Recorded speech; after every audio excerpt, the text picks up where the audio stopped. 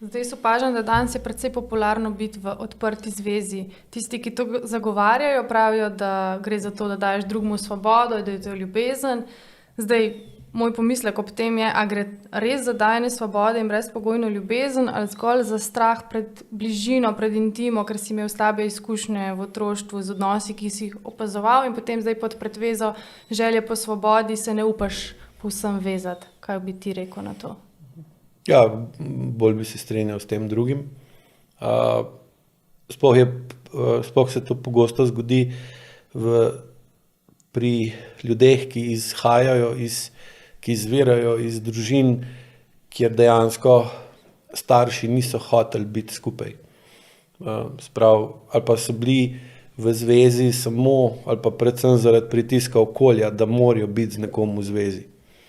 In tukaj je tudi en od največjih razlogov, zakaj so ljudje pol sami. Recimo, ne vem, primer, mama ni kot dekle ni zaupalo moškim, ker ni mogla zaupati očetu. Imela je mamo, ki ni zaupala svojemu očetu, niti svojemu možu. In ona v bistvu je se učila skozi mirroring, skozi zrcaljenje vedenja njene mame, se je učila, da recimo zveza z moškim ni nekaj, kar bi si človek želel.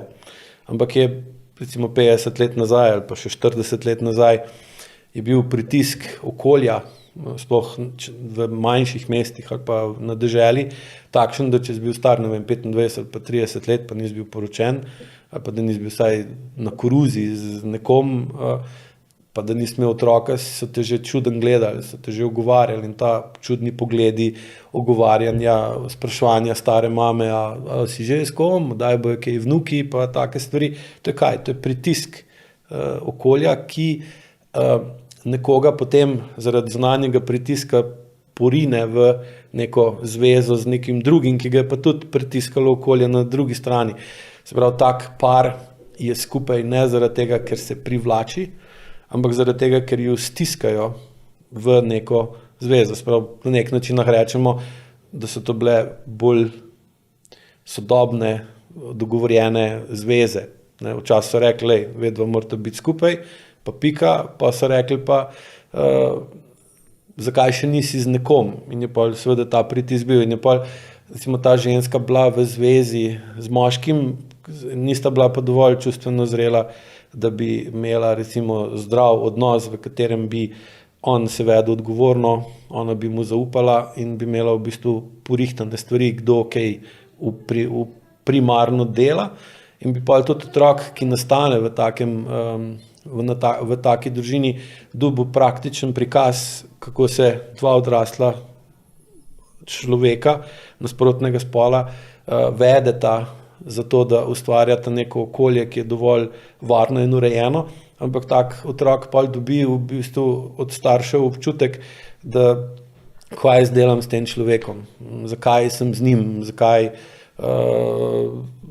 se tega zaveda ali ne, ali pa prije do tega, ne vem, dostikrat slišiš pol, da, ne vem, pride recimo hčer, odrasla hčer na terapijo ali pa na terapije in pač razlaga, da ne more najti partnerja, da je imela že več zvez, pa da so se vse bolj ali manj klavrno končale, razočarana, izdana, prevarana, izigrana ali pa moški tudi seveda.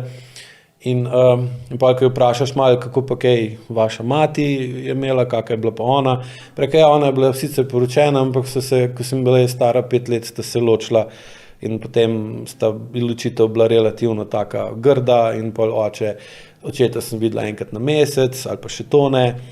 Pa vprašaš, kaj pa kaj babica po mamini strani, ne.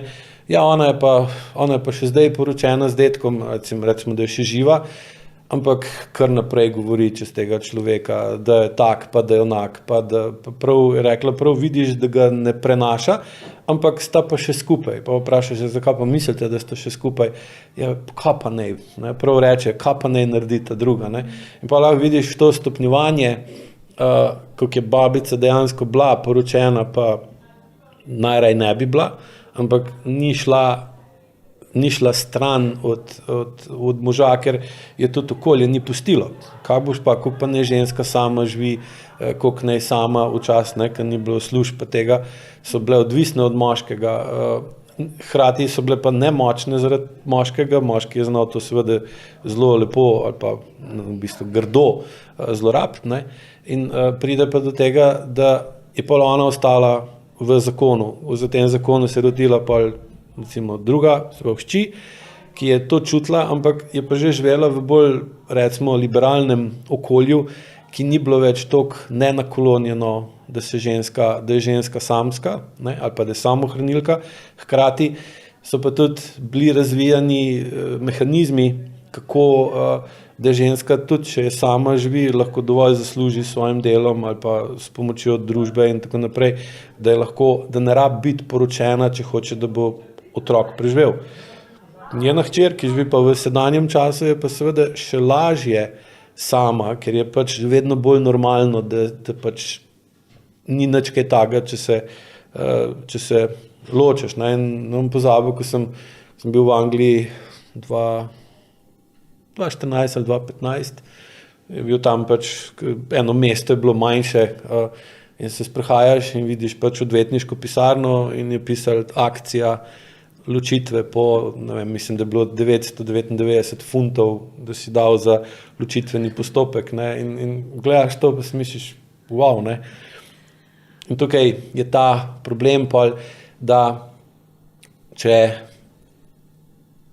vsak človek pa ima v sebi nagonsko potrebo, da si najde par.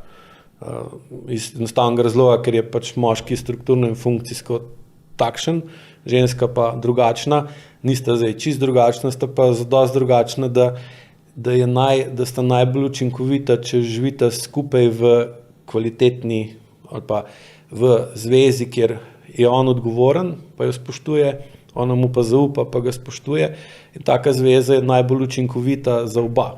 Ne? Sam, če pa hočeš v taki zvezi funkcionirati, moraš imeti pa primerno visoko čustveno zrelost. Zdaj, težava pa nastane, da ko imaš, da bolj kaj kompleksno življenje, hitreje, ko živiš, več, ko imaš stvari, med katerimi se moraš odločati, več, ko imaš stvari, ki jih lahko narediš, višjo čustveno zrelost bi mogel imeti, da bi lahko zbral pravo odločitev. In glavni problem, zakaj je, po mojih izkušnjah, zakaj je danes toliko teh težav tudi v teh odnosih in identiteti, kdo sem jaz, kaj mi je všeč, kaj ne maram, je glih v tem, da že vsaj 5-6 generacij nazaj se je dvigovala kompleksnost življenja, ni se pa dvigovala čustvena zrelost ljudi, in potem smo dejansko nemočni pred tako hitrostjo življenja, ki recimo tukaj, ko sem danes prišel v Ljubljano, kot drugače v Brežicah, je še zmeraj malo bolj umirjeno, ne.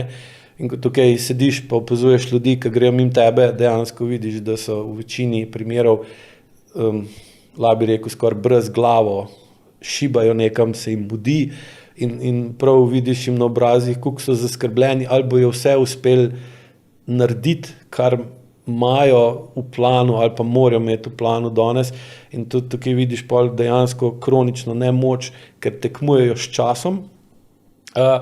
Nasprotniki te tekme, v kateri so pa mašine, so pa stroji, računalniki, tehnologija. Tehnologija ima pa problem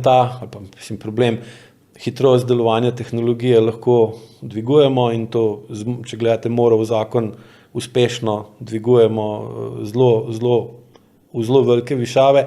Hitrost delovanja nas kot ljudi pa ne moremo navijati v nedogled, ker enostavno se telo preda, in tudi tukaj je en od razlogov, zakaj je nekdo toliko napet, ker ga čas preganja, in ko te nekdo preganja, si v strahu, in če te nekdo, ki je tako mogočen, pa lahko rečemo celo vsemogočen, kot ti čas preganja, pa boš v kakem stanju, bil boš nemočen, čutiš, da si nemočen, sej ti uspeva, pa 1 mesec, pa 1 leto, pa 2, pa 5 let, nekako še loviš, sam čutiš pa, da je to bitka, ki jo ne moreš dolgoročno zmagati, in iz te nemoči to nemoč pa recimo čuti tvoj otrok, ki vidi, da se ti mudi, da imaš telefon, da moraš uno narediti, da moraš tisto narediti in on v bistvu opazuje, kakšno je normalno življenje.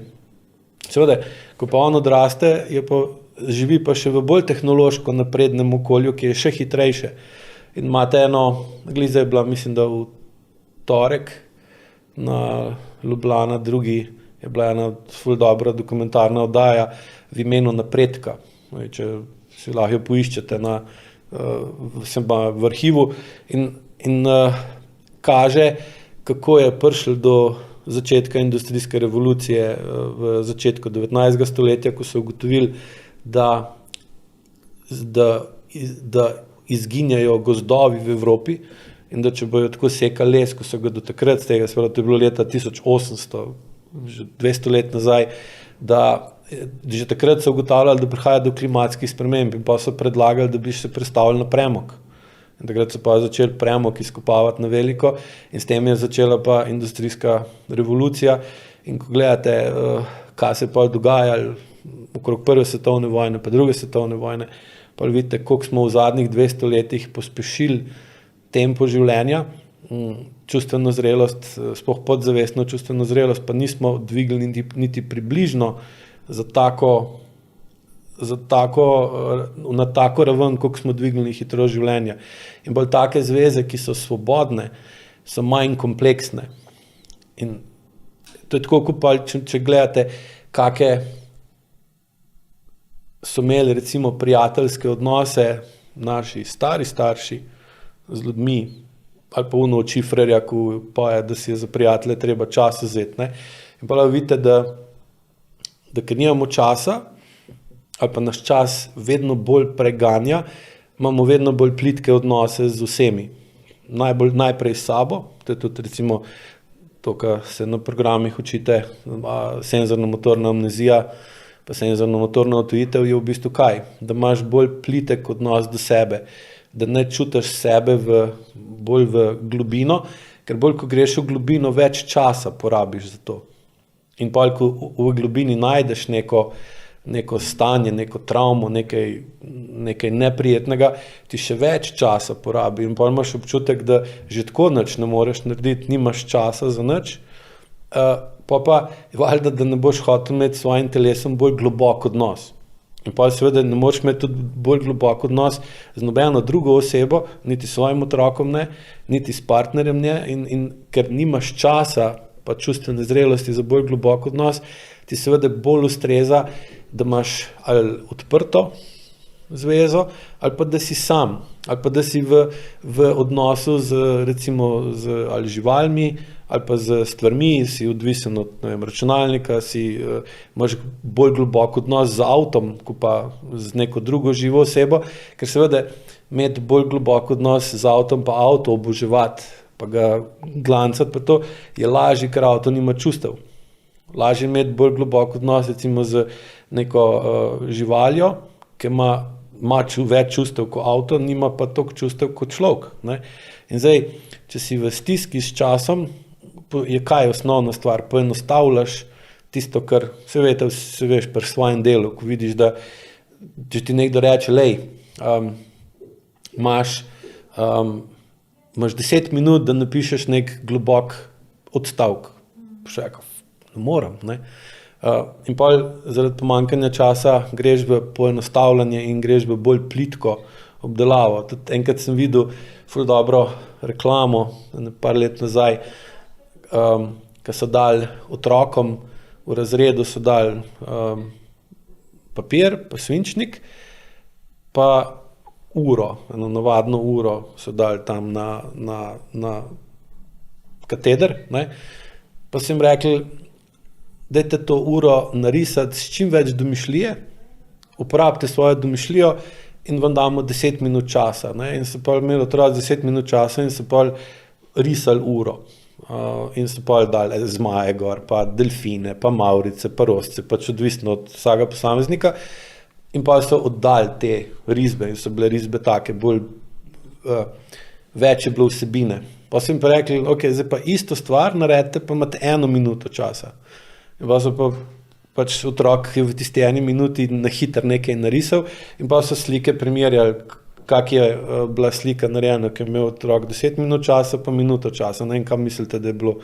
Videli se je točno, da je una slika, ker je bilo več časa, ima več vsebine, je bolj polna. In isto je tudi tukaj, ne? In bolj polni odnosi zahtevajo več časa, pa kaj je še več problem, zahtevajo višjo čustveno zrelost in seveda pa tudi čustveno učinkovitost. Problem više čustvene zrelosti je pa ta, da ne moreš imeti višjo čustveno zrelost, sploh pa podzavestno čustveno zrelost, če nimaš manjšo senzorno-motorno amnezijo ali pa senzorno-motorno odtujitev. Če imaš pa manjšo senzorno-motorno amnezijo ali pa odtujitev, pa bolj čutiš vse. Tudi tisto, kar ti ni fajn. Se pravi, in bolj kot čutiš stvari, sploh one, ki ti niso všeč, več časa rabiš, da jih obrihtaš. In zdaj, če časa nimaš, boš naredil kaj? Povečal bo senzorno-motorno amnezijo pa odtujitev, da manj čutiš, manj kot čutiš, manjšo imaš čustveno zrelost, manj kot čutiš, bolj imaš plitek odnos. In pa ti bolj pašejo taki odnosi, ki si prej omenila, bolj odprti, svobodni odnosi, ker bolj, ko je odprt odnos, manj je globok in manj, ko je globok, manj boli, ko odnos ne štima. Ali pač greš tam narazen, ali en umre, ali pač se nekaj zgodi in pa glih zaradi tega nižje čustvene zrelosti se ljudje izogibajo bolj globokim odnosom, zato da ne bi bili prizadeti. Ker glavna prizadetost se pa pri teh ljudeh pojavlja v otroštvu, ker so jih prizadeli ljudje, ki bi jih morali zaščititi, varovati, pa niso imeli za to časa ali pa znanja. In pa zaradi te bolečine, ki jih je takrat toliko prizadela, nočejo več nikoli biti prizadeti. Recimo, glih sem imel za eno stranko, ki je razlagala, da pač bi hotela psa kupiti, pa ga imeti doma kot družinskega psa in je tast rekel, da to pa ne, da on ne bo nikoli več imel psa pri hiši, zato ker sem imel enega psa, ne vem koliko, 15 let in ko je poginil, so bili, ne vem, 2 meseca so vsi žalovali, pa bili bogi in da on tega več nikoli noče dati skozi in zdaj so se doma fejs skregali zaradi tega problema. Ne? In to je spet ta, da se izogibaš nečemu, kar te je v preteklosti močno prizadelo. Če bi pa imel višjo čustveno zrelost, bi pa lahko ta dogodek, ki se mu je zgodil s tem psom, predelal, razumel, izrazil potrebno in ugotovil, zakaj, kaj ga je tako zabolelo in zakaj te bolečine ni mogel uporabiti, zato da bi lahko razvil nov odnos z nekom drugim, ker na koncu, če črto potegneš, mu je ta pes v 15 letih dal več lepega kot slabega. Ampak pa se zaradi teh 2 mesecev nočeš iti v naslednji odnos, ki bi bil pa še boljši od prejšnjega.